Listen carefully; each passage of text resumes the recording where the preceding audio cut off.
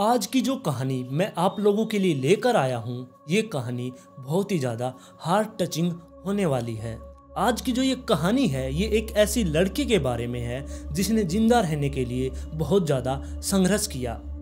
इस कहानी को जब आप लोग सुनेंगे तो शायद हो सकता है आपकी आंखों से आंसू भी आने लगे, तो थोड़ा दिल थाम कर इस कहानी को सुने।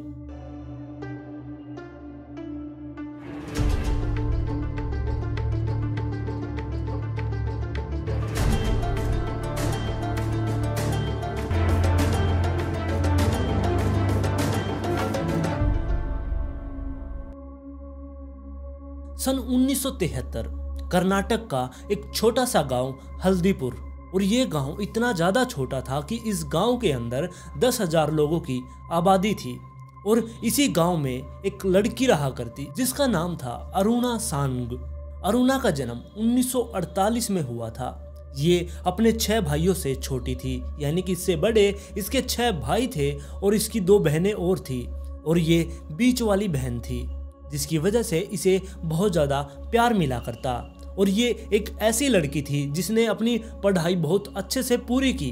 उस जमाने में इसने 12th तक पढ़ाई कर ली थी, और ये ना सिर्फ इस परिवार में बल्कि उस पूरे गांव के अंदर सबसे ज़्यादा पढ़ने वाली लड़की बन चुकी थी। अब अरुणा को आगे भी पढ़ाई करनी थी, जिसकी वजह से वो मुंबई जाने की बात करती है अपने माता पिता से, और उसके माता पिता उसके लिए हाँ भी भर देते हैं, क्योंकि उनको पता था कि जब ये आगे जाकर बाहर पढ़ेगी और कुछ बन जाएगी तो हमारे गांव का बहुत ज़्यादा नाम हो जाएगा। अब इसके माता पिता इसको बाहर जाने की अनुमति दे देते हैं, और जो ये अरुणा थी ये पहुंच जाती है मुंबई में। मुंबई में वैसे तो ये अकेली नहीं थी, क्योंकि जो इसकी बड़ी बहन थी यानी कि शांता, उसकी शादी हो चुकी थी और वो मुंबई में ही रहा करती। उसके पति बीएमसी में लगे हुए थे और उन्हें वहीं पर एक क्वार्टर भी मिला हुआ था। अब जो ये अरुणा थी ये अपनी बहन और अपने जीजा के साथ रहने के लिए उनके पास चली गई, और वहीं पर पढ़ते पढ़ते अब इसने नर्सिंग की पढ़ाई स्टार्ट कर दी थी। और जल्द ही इसने अपनी पढ़ाई भी पूरी कर ली, और पढ़ाई पूरी करने के बाद 15 फरवरी 1966 को मुंबई के किंग एडवर्ड मेमोरियल हॉस्पिटल में एक जूनियर नर्स के रूप में ज्वाइन हो चुकी थी। और सिर्फ 3 सालों में ही इसकी मेहनत की वजह से ये वहाँ पर न्यूरो सर्जरी का डिपार्टमेंट था, ये उसके अंदर शामिल हो गई। यहाँ पर बहुत सारे ऐसे भी लोग थे जिन्हें काफ़ी वक्त लग गया, लेकिन वो भी इस न्यूरो सर्जरी में शामिल नहीं हो पाए। लेकिन इसकी मेहनत और इसकी लगन की वजह से ये सिर्फ 3 सालों में ही उस डिपार्टमेंट में अब शिफ्ट हो चुकी थी। और वहीं पर जो वहाँ के डॉक्टर थे वो इसके बिना कुछ काम ही नहीं किया करते। अगर उन्हें कुछ भी काम होता वो सीधा अरुणा को कहा करते, और अरुणा भी आधी रात को भी तैयार रहा करती सबकी मदद के लिए।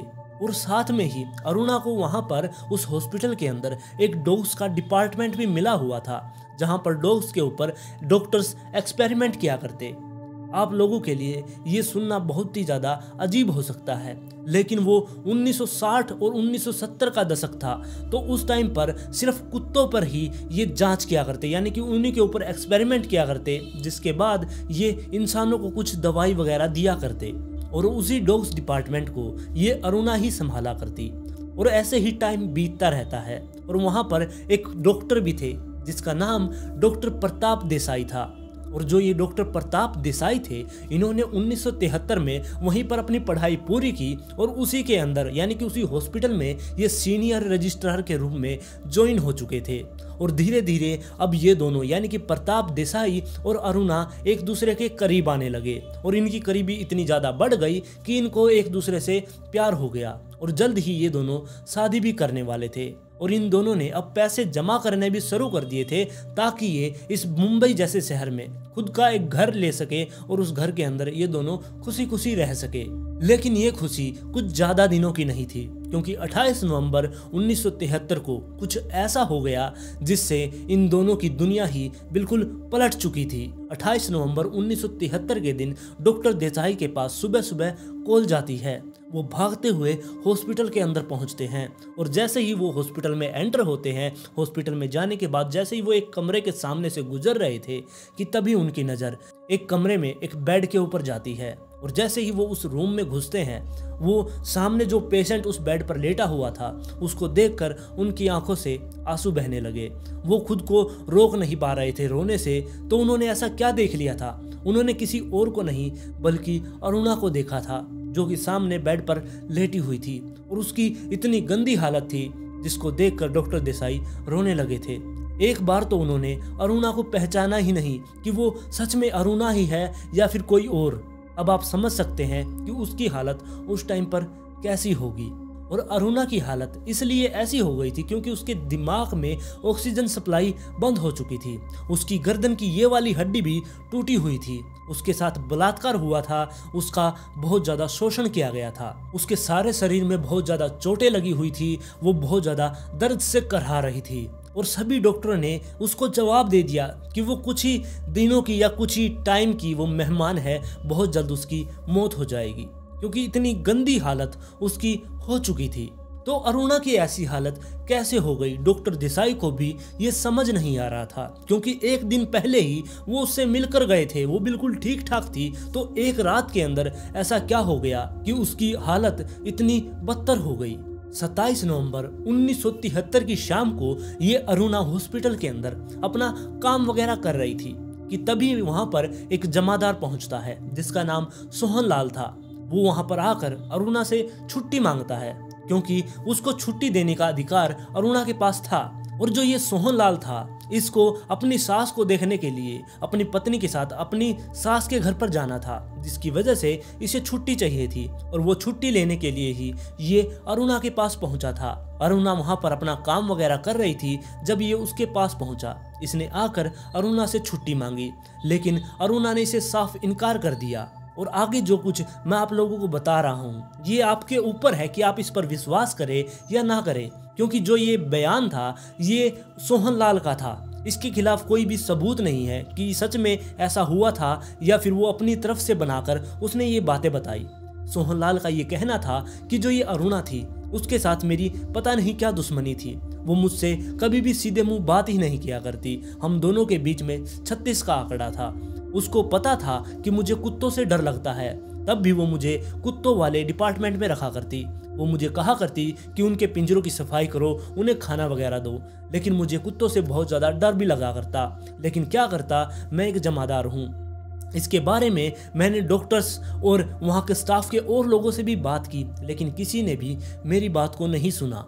और सोहनलाल ने यह भी बताया कि जब मैं उससे छुट्टी मांगने गया उस रात को, उसने मुझसे कहा, यानी कि अरुणा ने सोहनलाल से कहा कि अगर तुम यहाँ से जाते हो तो मैं तुम्हारी कंप्लेन कर दूंगी कि तुम कुत्तों का खाना चुराते हो और अब तुम छुट्टी पर भी जाना चाहते हो। और इसके बाद जो सोहनलाल था उसने अरुणा से कहा कि मुझे कुत्तों से इतना ज़्यादा डर लगता है कि मैं उनका खाना क्यों ही चुराऊंगा, और मेरा क्या काम कुत्तों के खाने से।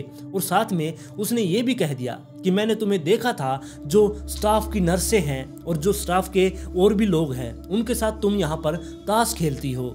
और फिर सोहनलाल ने यह भी कह दिया कि अगर तुम मेरी शिकायत लगाओगी तो मैं भी तुम्हारी शिकायत ऊपर कर दूंगा। जिसके बाद जो अरुणा थी उसने कुछ जाति सूचक शब्द अब सोहनलाल को कह दिए, जिससे सोहनलाल को गुस्सा आ गया और उसने अरुणा को थप्पड़ मार दिया, जिससे इन दोनों के बीच में वहां पर बहस बहुत तेज हो चुकी थी और इन दोनों के बीच में अब लड़ाई शुरू हो गई। सोहनलाल ने वहां से एक लोहे का कुत्ते का गले का पट्टा उठाया और अरुणा के गले में डालकर उसको खींच दिया। साथ में अब उसने उसके साथ मारपीट की, उसका बलात्कार किया, उसके सारे कपड़े फाड़ दिए। बाद में उसके गहने वगैरह चोरी करके वो वहां से भाग गया और 11 घंटों तक अरुणा वहीं पर बेसमेंट के अंदर पड़ी रही। यानी कि जो ये कुत्तों का डिपार्टमेंट था ये बेसमेंट के अंदर बनाया गया था और वो वहीं पर 11 घंटे तक पड़ी रही जब तक कि सुबह नहीं हो गई। सुबह के 7:45 पर किसी वर्कर ने वहां पर उसको संभाला। जब उसने देखा कि अरुणा की ऐसी हालत है, वहां पर बहुत सारी उल्टी भी गिरी हुई थी, बहुत सारा ब्लड निकला हुआ था उस लड़की का। अब उसको वहां से उठाया जाता है, हॉस्पिटल में एडमिट किया जाता है, उसके ऑक्सीजन वगैरह लगाकर उसका इलाज शुरू कर दिया जाता है। लेकिन उसकी हालत उस टाइम पर बहुत ज़्यादा गंभीर थी। और दूसरी तरफ उसकी फैमिली के पास, यानी कि अरुणा की बहन के पास भी फ़ोन कर दिया जाता है और उससे ये नहीं कहा जाता कि उसकी बहन के साथ क्या हुआ है, बस उन्हें यही बताया जाता है कि आपकी बहन की तबीयत खराब हो चुकी है, आप जल्दी से हॉस्पिटल में पहुंचे। उसकी बहन भागते हुए सीधे हॉस्पिटल में आती है और वहां पर आकर उन्हें पता चलता है कि उसकी बहन के साथ क्या कुछ हुआ है। उसकी हालत को देखकर वो भी वहां पर रोने लगी और अब हॉस्पिटल की जिम्मेदारी थी कि उनके स्टाफ के खिलाफ यानी कि सोहनलाल के खिलाफ वो केस दर्ज करवाएं कि उसने अरुणा के साथ बलात्कार और उसके साथ छेड़छाड़ की है।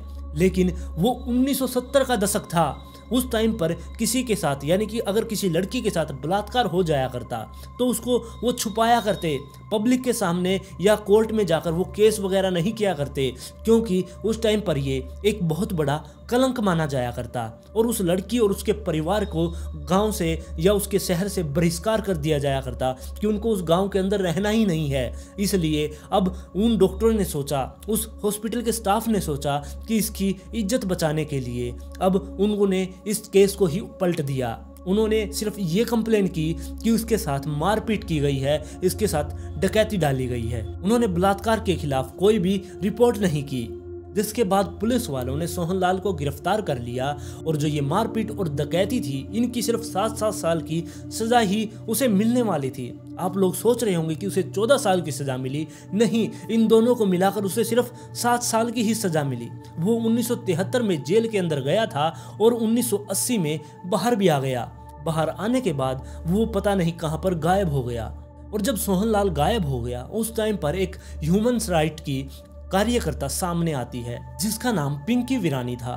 उसने बहुत सारी कोशिश की सोहनलाल को ढूंढने की, लेकिन उसके बारे में कुछ भी पता नहीं चला कि वो कहां पर चला गया। उसने अपना नाम बदल लिया या फिर अपना फेस ही उसने चेंज कर दिया, उसके बारे में कुछ भी पता नहीं चला। उसने काफी उसको ढूंढने की कोशिश भी की और जैसा कि हर बार होता है इस देश के अंदर अब लोग इस केस को धीरे धीरे भूल चुके थे। और दूसरी तरफ जब अरुणा का बलात्कार हुआ उसके 1 साल बाद डॉक्टर देसाई ने अपनी नौकरी छोड़ दी। उसने 3 साल तक अरुणा की देखभाल की। वो हर रोज वहां पर आया करता, अरुणा के पास बैठा करता, वो पूरा दिन अरुणा के पास बैठकर निकाल दिया करता। वो उससे बातें किया करता, उसके दर्द के बारे में पूछा करता और वो अपना कुछ भी जवाब नहीं दिया करती। वो बस उसके पास बैठा रहा करता। लेकिन 3 साल तक उसने ये सब किया, जिसके बाद वो भी अपने जीवन में आगे बढ़ गया। उसने भी एक किसी और लड़की से प्यार हो गया और उसने जल्द ही शादी कर ली। उस दिन के बाद ये डॉक्टर देसाई कभी भी उस हॉस्पिटल में नहीं आया। और जब ये अरुणा के साथ बलात्कार हुआ था इसके फेवर में इसके लिए बहुत सारी नर्सों ने, बहुत सारे लोगों ने बहुत सारे प्रोटेस्ट किया। और ऐसे ही एक बार 1980 के दशक में दोबारा से नर्सों ने ये प्रोटेस्ट किया, क्योंकि नगर निगम मुंबई ने अब ये फैसला कर लिया था कि जो ये अरुणा है ये एक बेड को रोके हुए है। ये 7 साल से एक बेड पर पड़ी हुई है और इसको यहाँ से हटाया नहीं जा रहा। ये ठीक भी नहीं हो रही, इसकी मौत भी नहीं हो रही। अगर इसको यहाँ से हटा दे तो ये किसी और पेशेंट के लिए बेड बन सकता है। किसी और पेशेंट की जगह को इसने रोक रखा है, जिसकी वजह से इन नर्सों ने बहुत सारा प्रोटेस्ट किया और इस प्रोटेस्ट में ये सफल भी हुई। और जो ये बेड था अब अरुणा के पास ही रहने वाला था। अरुणा इसी बेड के ऊपर लेटी रहा करती। अरुणा इस बेड पर लेटी तो रहा करती, लेकिन उसकी जो लाइफ थी उसमें कुछ भी मजा नहीं था, क्योंकि एक तो उसके शरीर में पूरे में दर्द, ना वो कुछ बोल सकती है, ना कुछ वो सुन सकती है, ना ही वो कुछ देख सकती है। और उसके ऊपर से गर्दन की हड्डी भी टूटी हुई है, उसके हाथ पैर मुड़े हुए हैं, उसके पूरे शरीर में दर्द था, लेकिन फिर भी वो जिंदा थी। बस उसका दिल धड़क रहा था, बाकी उसके शरीर में कोई भी मूवमेंट नहीं थी। हर रोज ही जो वहाँ की नर्सें थी वही उसके कपड़े चेंज किया करती, उसको साफ सफाई, उसका सारा ध्यान वो नर्सें ही रखा करती। और यहाँ तक कि अरुणा अपने दिल की बात भी किसी को नहीं बता सकती थी कि उसके अंदर क्या चल रहा है। और जो इसका परिवार था उन्होंने भी एक टाइम पर इसका साथ छोड़ दिया। वो लोग भी काफी सालों तक इसके पास आते रहे, लेकिन जब इसके बहन के बच्चे भी अब बड़े हो चुके थे, उन्हें भी अपने काम धंधे के लिए अलग अलग शहरों में जाना पड़ा, जिसकी वजह से अब उन्होंने भी इसके पास आना छोड़ दिया था। अब अकेली अरुणा ही उस हॉस्पिटल में रहा करती और जो वो नर्सेस थी वही उसको संभाल रही थी। और फिर एक बार फिर से जो ह्यूमन राइट्स वाले थे वो दोबारा से इस केस में एंटर होते हैं। उन्होंने कहा कि जो ये अरुणा है ये अपनी जिंदगी सम्मान से जी तो नहीं पाई, अब इसको सम्मान से मरने का तो अधिकार है। और ये ह्यूमन राइट्स वाली वही पिंकी वीरानी थी। इसने ये भी कहा कि जो ये अरुणा है ये किसी और के लिए जिंदा क्यों रहे, लोगों को इससे कोई हमदर्दी नहीं है, ये बस एक जिंदा लाश है, इसके शरीर में कुछ भी नहीं है, इतने साल हो गए ये ठीक नहीं हो पा रही, इसके शरीर में इतना ज़्यादा दर्द है, तो इसको चैन से मरने क्यों नहीं देते, लोगों के दिखावे के लिए इसको जिंदा क्यों रखा जा रहा है। और उस टाइम पर भारत में इच्छा मृत्यु का कोई भी कानून नहीं था, और जो ये पिंकी वीरानी थी ये एक चेहरा बनी। इस इच्छा मृत्यु के कानून को लाने के लिए इसने बहुत सारी लड़ाई लड़ी। और मैं आप लोगों को बता दूं कि इच्छा मृत्यु वो है कि आप किसी को दर्द से, उसकी पीड़ा से उसको मुक्त कर दे। इसमें आप किसी को नुकसान नहीं पहुंचा रहे, बस जिसको दर्द हो रहा है वो झेल नहीं पा रहा उस दर्द को, बस उसको मुक्ति दे दें। उस टाइम पर इच्छा मृत्यु लगभग हर एक देश में गैर कानूनी था। और जो ये पिंकी वीरानी थी ये चाहती थी कि अरुणा को इच्छा मृत्यु मिले, उसको जो दवाइयाँ दी जा रही है, जिसे उसे वेंटिलेटर पर रखा जा रहा है, उसको मशीनों के ऊपर डाला जा रहा है, वो सारी की सारी मशीनें, उसकी दवाइयाँ, वो सब कुछ उससे छीन लिया जाए और उसको एक आरामदायक मौत नसीब होने दे। और ऐसे ही टाइम बीतता जाता है और 1 जून 2011 का टाइम आ चुका था। और जो ये अरुणा थी ये 67 साल की हो चुकी थी, इसको 37 साल हो गए थे उस हॉस्पिटल के अंदर बेड पर लेटे हुए, और इसने अपना आधे से ज्यादा जीवन इस बेड पर बिता दिया था। इसको इतना टाइम हो गया था, यानी कि 37 साल से ये एक कमरे के अंदर पड़ी हुई थी, इसने धूप को भी नहीं देखा था, किसी बाहर की चीज को भी नहीं देखा, एक कमरे के अंदर ये 37 साल से पड़ी हुई थी। अब आप सोच सकते कि उसके ऊपर क्या बीत रही होगी। वो ना तो कुछ देख पा रही थी ना कुछ सुन पा रही थी, बस उसका दिल धड़क रहा था और वो वहीं पर उस बेड के ऊपर पड़ी हुई थी। उसके खाने के लिए उसकी नाक में एक फीडिंग पाइप डाली गई थी, जिसके द्वारा वो नर्स से उसको खाना खिलाया करती, और कई बार तो उसके साथ धक्का किया करते कि वो खाना खा ले। अगर वो खाना उसको ज़्यादा खिला दिया जाया करता तो उसको दस्त लगने का भी खतरा रहा करता। और समय के साथ साथ अब अरुणा की उंगलियां भी मुड़ चुकी थी। जब उसका नाखून काटा करते उसको बहुत ज़्यादा दर्द हुआ करता, वो कराया करती, उसकी उंगलियों को पकड़कर सीधा किया करते, उस टाइम पर वो बहुत ज़्यादा चिल्लाया करती। और यहाँ तक कि अब उसके दांतों के अंदर भी सड़न पैदा होने लगी और एक एक करके उसके दांत भी गिरना शुरू हो गए थे। और 2011 में चीफ जस्टिस केजी बालकिशन ने एक कानून को लागू किया। उन्होंने इस इच्छा मृत्यु वाले कानून को पूरी तरह से लागू नहीं किया, बल्कि उन्होंने एक ऑप्शन टाइप में रख दिया। उन्होंने ये कहा कि आप किसी को इच्छा मृत्यु तब दिला सकते हैं जब उसके परिवार के खुश हों, उसके परिवार वाले राजी हों, उसके माता पिता हों, उसकी पत्नी हो या उसके करीबी रिश्तेदार हों, या फिर जो उसकी मदद कर रहा है यानी कि जो उसकी देखभाल कर रहा है, उसकी मंजूरी के बिना किसी को इच्छा मृत्यु नहीं दे सकते। और इस हिसाब से अरुणा की जो इच्छा मृत्यु का डिसीजन था वो अब नर्सों के पास आ गया था, क्योंकि इतने टाइम से वो उसकी सेवा कर रही थी, जिसकी वजह से अब नर्सों को ही ये डिसीजन लेना था कि उसको इच्छा मृत्यु दी जाए या नहीं। लेकिन जो यहाँ पर नर्सेज थी उन्होंने साफ साफ इनकार कर दिया, वो नहीं चाहती थी कि इसकी मौत हो। और उन नर्सों ने यह भी कहा कि इसको संभालना कोई बड़ी बात नहीं है, ये सिर्फ एक बच्चे की तरह है, ना तो ये कुछ बोल पाती है, ना ही ये कुछ खा पाती है, ना ही ये कुछ सुन पाती है, और ना ही ये कुछ देख पाती है। बस ये एक बेड पर पड़ी रहती है, हम जाते हैं इसकी थोड़ी साफ सफाई कर देते हैं, इसका डायपर वगैरह चेंज कर देते हैं, ये हमें कुछ भी तकलीफ नहीं देती। जिसकी वजह से नर्सेज ने ये फैसला किया था कि वो इसको नहीं मरने देंगे। और जब नर्सों ने ये फैसला लिया कि वो उसे नहीं मरने देंगे, तब उन्होंने हॉस्पिटल के अंदर मिठाइयाँ भी बांटी कि जो ये अरुणा है इसको दूसरा जन्म मिला है। और फिर ऐसे ही टाइम बीतता जाता है और 2011 में जो कानून लागू किया था यानी कि इच्छा मृत्यु का, वो 2014 के अंदर एक नए जज ने उसको वापस ले लिया और 2015 में उसको किसी और ब्रांच में शिफ्ट कर दिया। और अब अरुणा 67 साल की हो चुकी थी, उसे अब 42 साल हो गए थे बेड पर लेटे हुए, और 67 साल की उम्र में अब उसको निमोनिया हो गया, जिसकी वजह से उसे उसी हॉस्पिटल के आईसीयू में भर्ती किया जाता है। और फिर 18 मई 2015 को वेंटिलेटर के ऊपर अरुणा ने अपनी आंखें बंद कर ली, यानी कि उसकी मौत हो गई। और फिर अरुणा की मौत से 3 साल बाद 2018 में ये इच्छा मृत्यु का कानून पूरी तरह से लागू कर दिया गया। अब आप लोग ही बताइए कि अरुणा को इतने साल तक जिंदा रखना ठीक था या गलत। जो एक महिला थी जिसका पूरा शरीर खत्म हो चुका था, उसके शरीर में कुछ भी नहीं बचा, उसने अपनी जिंदगी के इतने साल एक बेड पर गुजार दिए। इसके बारे में मुझे तो ये ठीक नहीं लगा कि उसको इतने सालों तक जिंदा रखा गया। और आप लोग इस कहानी के बारे में अपनी राय मुझे कमेंट में जरूर दें। अगर आप इस चैनल पर पहली बार आए हैं तो चैनल को सब्सक्राइब कर लें, वीडियो पसंद आई तो लाइक एंड शेयर जरूर करें और जल्द ही मिलते हैं ऐसे ही एक और इंटरेस्टिंग केस के साथ।